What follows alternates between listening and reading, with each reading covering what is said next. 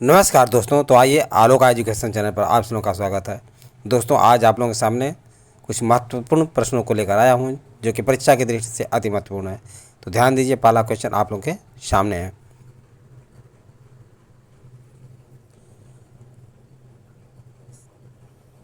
ईदू मिश्मी कपड़ा किस प्रांत का जीआई टैग प्राप्त उत्पाद है?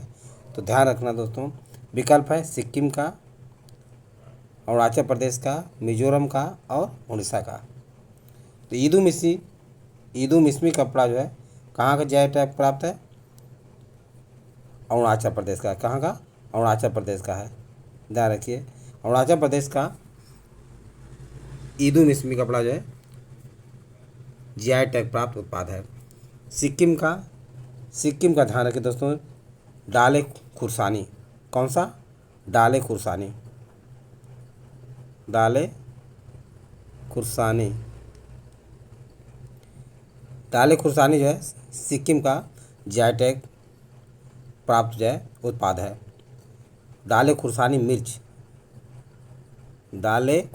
कहाँ का है? सिक्किम का है। उसी प्रकार दोस्तों जो है अरुणाचल प्रदेश का ईदू मिश्मी कपड़ा जो है जीआई टैग प्राप्त है। मिजोरम का जो है ध्यान दीजिए, पांडुम साल। कौन सा? पांडुम साल,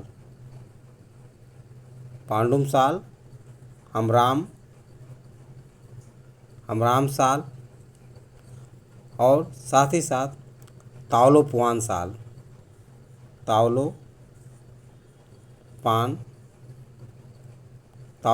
साल। मिजो पुआन चेई साल। तो मिजोरम के जो जीआई टैग प्राप्त उत्पाद हैं, पांडुम साल है, हमराम साल है, तावलो पुआन साल है, मिजो पुआन चेई साल। ये सभी के सभी उत्पाद जो है मिजोरम के उत्पाद हैं। ध्यान दीजिए दोस्तों, उड़ीसा कौन सा है? उड़ीसा का रसगुल्ला है। उड़ीसा का रसगुल्ला कौन सा है? उड़ीसा का रसगुल्ला है। इसके साथ साथ कंधमाल हल्दी को भी उड़ीसा का जीआई टैग प्राप्त उत्पाद है। नेक्स्ट क्वेश्चन है, विश्व आर्थिक परिदृश्य किस संस्था द्वारा जारी की जाती है? विश्व आर्थिक परिदृश्य को वर्ल्ड इकोनॉमिक आउटलुक भी कहा जाता है। वर्ल्ड इकोनॉमिक आउटलुक किस संस्था द्वारा जारी की जाती है? तो विश्व बैंक के द्वारा, विकल्प बी है विश्व आर्थिक मंच के द्वारा, विकल्प सी है अंतर्राष्ट्रीय मुद्रा कोष के द्वारा, विकल्प डी है अंतर्राष्ट्रीय श्रम संगठन के द्वारा। तो ध्यान रखिए दोस्तों, विश्व आर्थिक परिदृश्य या वर्ल्ड इकोनॉमिक आउटलुक किस संस्था द्वारा जारी की जाती है? विश्व बैंक के द्वारा। तो विश्व बैंक, ध्यान रखिए दोस्तों, कौन कौन सा रिपोर्ट जारी करता है? कौन कौन सा रिपोर्ट और सूचकांक जारी करता है? विश्व विकास रिपोर्ट, यानी विश्व बैंक करता है। कौन सा जारी करता है? विश्व विकास रिपोर्ट। विश्व विकास रिपोर्ट जो है विश्व बैंक जारी करता है। डूइंग बिजनेस रिपोर्ट, कौन सा? Doing business report. ये सब ध्यान रखें दोस्तों, बहुत कन्फ्यूजन, ये सब क्वेश्चन प्रश्न जो है बहुत कन्फ्यूजन भ्रम पैदा करते हैं। तो डूइंग बिजनेस रिपोर्ट जो है विश्व बैंक जारी करता है। सूचकांक इज ऑफ डूइंग बिजनेस, इसे सूचकांक इज ऑफ डूइंग बिजनेस के नाम से भी जाना जाता है। तो विश्व बैंक के द्वारा जारी करने वाला जो रिपोर्ट है क्या है? विश्व विकास रिपोर्ट विश्व बैंक जारी करता है। डूइंग बिजनेस रिपोर्ट भी विश्व बैंक जारी करता है। नेक्स्ट देखिए, नेक्स्ट है विश्व आर्थिक मंच के द्वारा।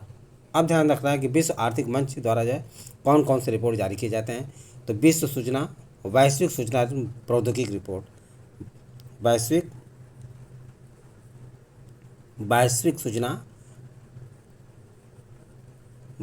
सूचना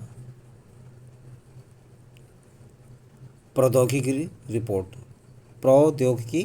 रिपोर्ट, वैश्विक सूचना प्रौद्योगिकी रिपोर्ट विश्व आर्थिक मंच के द्वारा ही जारी किया जाता है। यात्रा एवं पर्यटन प्रतिस्पर्धा रिपोर्ट, क्या यात्रा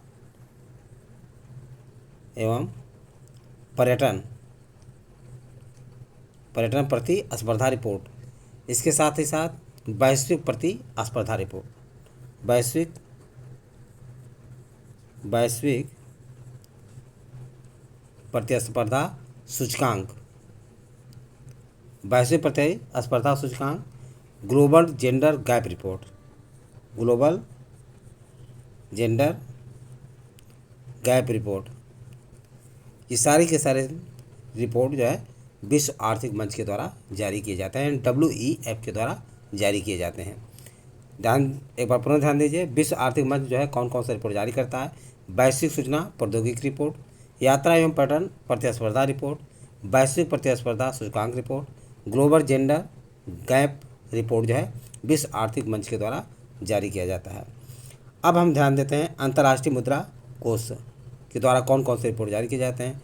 तो ध्यान रखिए दोस्तों, अंतर्राष्ट्रीय मुद्रा कोष के द्वारा जो है जारी किए जाने वाला रिपोर्ट है, क्या है?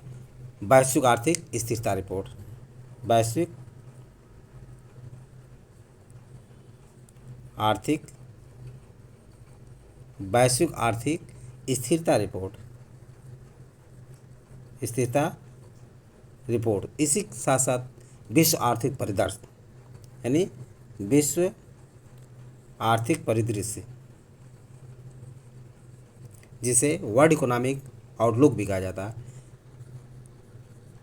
परिदृश्य, विश्व आर्थिक परिदृश्य अंतर्राष्ट्रीय मुद्रा कोष के द्वारा जारी किया जाता है। तो ध्यान रखिए दोस्तों, इसमें विकल्प सी इसका उचित आंसर है। अंतर्राष्ट्रीय मुद्रा कोष यानी विश्व आर्थिक परिदृश्य या वर्ल्ड इकोनॉमिक आउटलुक जो है अंतर्राष्ट्रीय मुद्रा कोष के द्वारा जारी किया जाता है। अंतर्राष्ट्रीय श्रम संगठन के द्वारा, ध्यान दीजिए, अंतर्राष्ट्रीय श्रम संगठन के द्वारा कौन कौन से रिपोर्ट जारी किए जाते हैं? तो अंतर्राष्ट्रीय श्रम संगठन ILO के द्वारा जिसका जारी किया जाने वाला रिपोर्ट है विश्व सामाजिक संरक्षण रिपोर्ट, विश्व सामाजिक संरक्षण रिपोर्ट, थोड़ा शॉर्ट में लिख दे रहे हैं, और विश्व रोजगार और सामाजिक परिदृश्य, विश्व रोजगार एवं सामाजिक परिदृश्य जो है ILO के द्वारा जारी किया जाता है। इसके साथ साथ वैश्विक वेतन रिपोर्ट, वैश्विक वेतन रिपोर्ट भी ILO यानी अंतर्राष्ट्रीय श्रम संगठन के द्वारा जारी किया जाता है। तो सारी चीज़ें जो आप लोगों को समझ में आ गया होगा। नेक्स्ट क्वेश्चन देखिए, नेक्स्ट क्वेश्चन है जलवायु परिवर्तन प्रदर्शन सूचकांक किस संस्था के द्वारा जारी किया जाता है? ध्यान रखिए दोस्तों, जलवायु परिवर्तन प्रदर्शन सूचकांक किस संस्था के द्वारा जारी किया जाता है? विकल्प आप लोगों के सामने है, विश्व बौद्धिक संपदा संगठन के द्वारा, विकल्प बी विश्व आर्थिक मंच के द्वारा, विकल्प सी है जर्मन वाच के द्वारा, और विकल्प डी है सतत विकास समाधान नेटवर्क के द्वारा। तो ध्यान रखिए दोस्तों, जर्मन वाच के द्वारा जलवायु परिवर्तन प्रदर्शन सूचकांक जारी किया जाता है। किस संस्था के द्वारा? जर्मन वाच संस्था के द्वारा जलवायु परिवर्तन प्रदर्शन सूचकांक जारी किया जाता है। उसी प्रकार दोस्तों जो है ये बात ध्यान रखिए, विश्व बौद्धिक संपदा संगठन के द्वारा कौन सा रिपोर्ट जारी किया जाता है? तो global innovation index, global innovation index, global innovation index जो है विश्व बौद्धिक संपदा संगठन एवं INSED के द्वारा जारी किया जाता है। ठीक उसी प्रकार विश्व आर्थिक मंच के द्वारा, विश्व आर्थिक मंच के द्वारा दोस्तों ध्यान रखिए कौन सा रिपोर्ट जारी किया जाता है? तो विश्व आर्थिक मंच के द्वारा रिपोर्ट जारी किया जाता है global gender gap, global gender gap, global gender gap जो है किसके द्वारा जारी किया जाता है? विश्व आर्थिक मंच WEF के द्वारा जारी किया जाता है। उसी तरह सतत विकास, ध्यान रखिए, सतत विकास समाधान नेटवर्क के द्वारा ये संस्था कौन सा रिपोर्ट जारी करती है? तो सतत विकास लक्ष्य सूचकांक। सतत विकास लक्ष्य सतत विकास लक्ष्य सूचकांक जो है सतत विकास समाधान नेटवर्क के द्वारा जारी किया जाता है। तो ये बातें आप लोग समझ में आ गया होगा। नेक्स्ट क्वेश्चन देखिए, हिंदू विधवा पुनर्विवाह अधिनियम 1856 किस गवर्नर जनरल के द्वारा पारित किया गया है? तो ध्यान रखिए दोस्तों, हिंदू विधवा पुनर्विवाह अधिनियम 1856 किस गवर्नर जनरल के द्वारा पारित किया गया? विकल्प है लॉर्ड कैनिंग के द्वारा, लॉर्ड डलहौजी के द्वारा, लैंसडाउन के द्वारा, लॉर्ड मिंटो के द्वारा। तो आइए जानते हैं लॉर्ड कैनिंग के द्वारा क्या जारी किया गया था। लॉर्ड कैनिंग के द्वारा भारतीय परिषद अधिनियम 1861 जारी किया गया था। भारतीय परिषद अधिनियम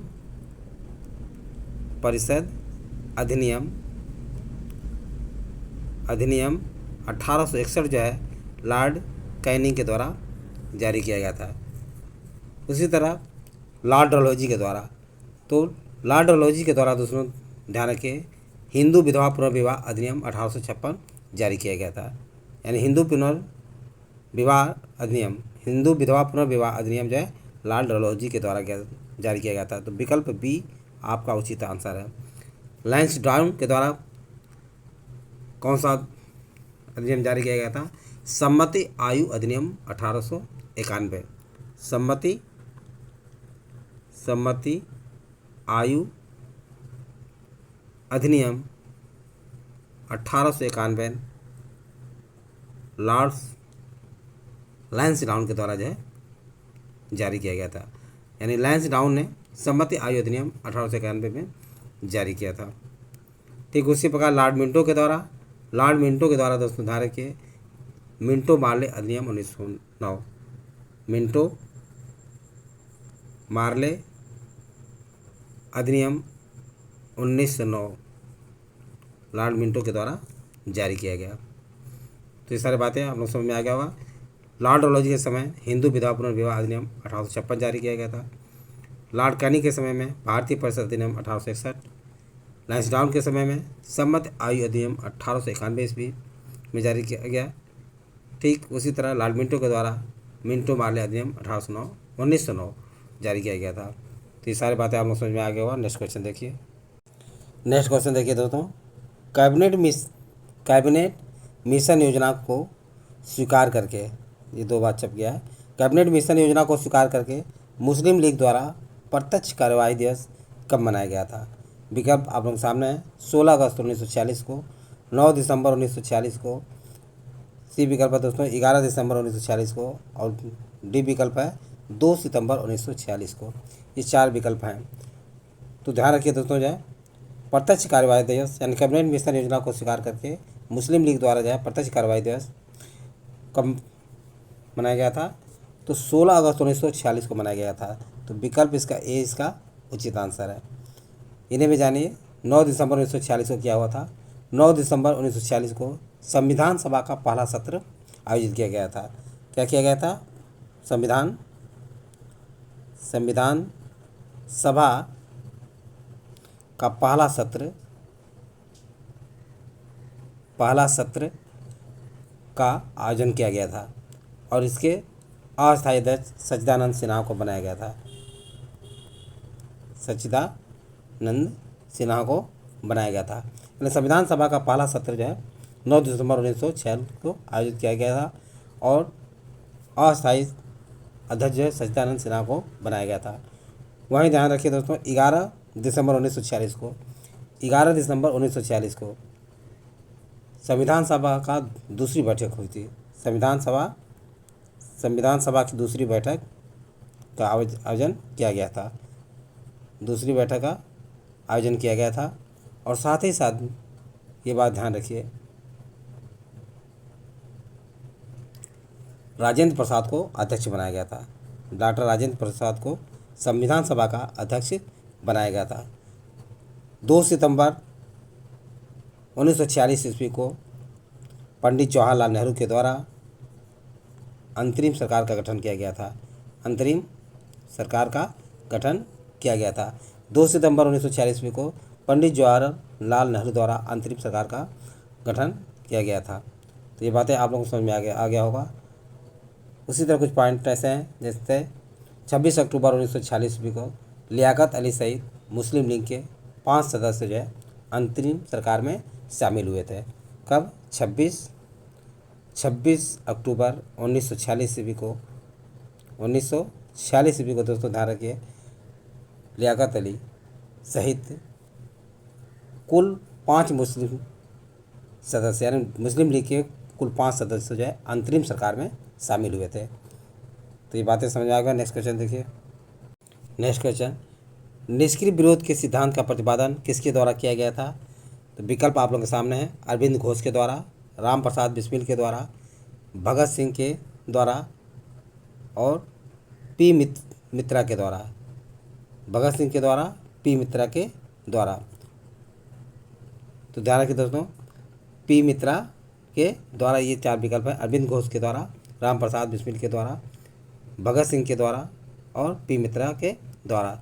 तो ध्यान रखिए दोस्तों, पी मित्रा ने क्या किया था? पी मित्रा के द्वारा जो है अनुशीलन समिति की स्थापना की गई थी। कौन सी? अनुशीलन समिति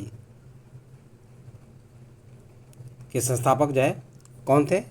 अनुशीलन समिति के संस्थापक पी मित्रा ने प्रथमनाथ मिश्रा थे।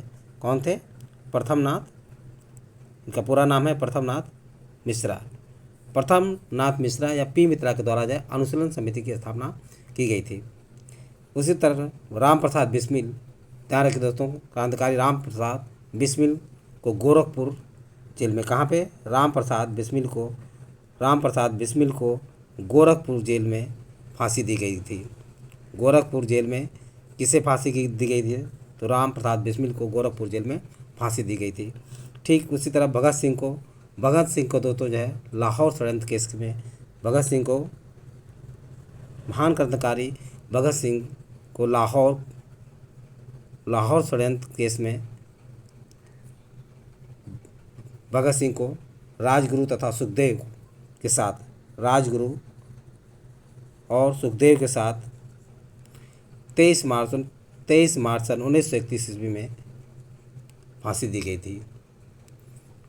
भगत सिंह, राजगुरु, सुखदेव को लाहौर षड्यंत्र केस में दोस्तों जो है 23 मार्च सन 1931 में फांसी दी गई थी। अरविंद घोष के द्वारा निष्क्रिय विरोध के सिद्धांत का प्रतिपादन किया गया था। तो विकल्प ए दोस्तों जो है अरविंद घोष के द्वारा इसका उचित आंसर होगा। तो ये बातें आप लोग ध्यान रखिए, यानी निष्क्रिय विरोध के सिद्धांत का प्रतिपादन अरविंद घोष के द्वारा किया गया था। Next, United East India Company of Netherlands Bharat में स्थापित किस देश की कंपनी थी? तो ध्यान रखिए दोस्तों, United East India Company of Netherlands Bharat में स्थापित किस देश की कंपनी थी? विकल्प है पुर्तगाल की, ब्रिटेन की, हॉलैंड की, डेनमार्क की। ये 4 देशों की कंपनियां जो है भारत में स्थापित की गई थी। तो United East India Company of Netherlands जो है हॉलैंड की कंपनी थी। कहाँ की थी? हॉलैंड की कंपनी थी। तो विकल्प सी इसका उचित आंसर है। आइए, पुर्तगाली कंपनी क्या नाम था? पुर्तगाली ईस्ट इंडिया कंपनी, जिसे Estado the India Estado the India के नाम से जाना जाता है। और इसकी स्थापना 1498 ईस्वी में दोस्तों जो है पुर्तगालियों के द्वारा किया गया था। भारत में इसकी प्रथम फैक्ट्री कोचीन में थी। पुर्तगालियों ने भारत में प्रथम फैक्ट्री कोचीन में स्थापित की थी, जिसे कोची के नाम से भी जाना जाता है। ब्रिटेन या इंग्लैंड के द्वारा स्थापित कंपनी का नाम था अंग्रेज ईस्ट इंडिया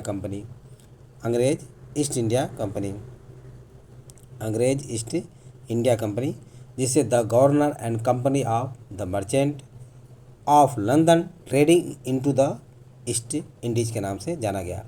क्या नाम जाना गया? The governor and company of merchant of London trading into the east Indies के नाम से जाना गया। उसी तरह दोस्तों जो है डेनमार्क की कंपनी थी। डेनमार्क की कंपनी का नाम क्या था?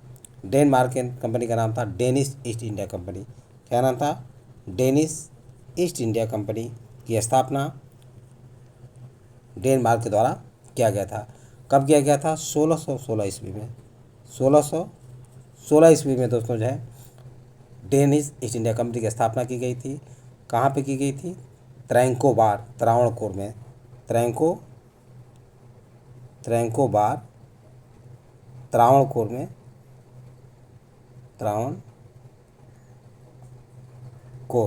त्रावणकोर में जो है इसकी स्थापना की गई थी। और ब्रिटेन की स्थापना 1600 ईस्वी में की गई थी। और इसकी फैक्ट्री कहाँ पे थी? पहले स्थापित की थी सूरत में। तो ये सारी बातें आप लोग के समझ में आ गया होगा। तो आज बस इतना ही। यदि वीडियो अच्छा लगा हो तो इसे सब्सक्राइब और लाइक अवश्य करें तथा अपने सगे दोस्तों को शेयर करना भूलें। थैंक यू दोस्त, नेक्स्ट वीडियो में मिलेंगे।